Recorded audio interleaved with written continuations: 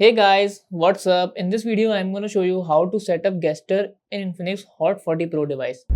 For this, all you guys have to do just go to settings and here scroll it down. As you see, we have option of display and brightness. Just click here and then again scroll to bottom. After that, we have desktop setting here. Just click here and then in desktop setting, we have gestures option. So tap gestures and here we have a lot of gestures here. Just choose any gesture, like I am choosing slide down with two finger.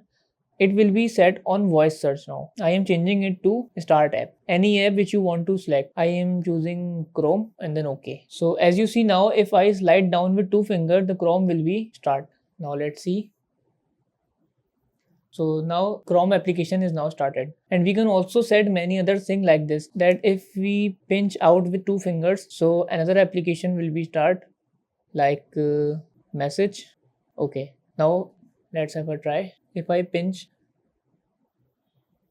so as you see, the message application is now start. So this is how we can set up gesture setting in Infinix Hot 40 Pro device. So that's it about the video. If this video helped you guys, kindly like the video and follow us for more tips and tricks. See you guys in the next video. Take care.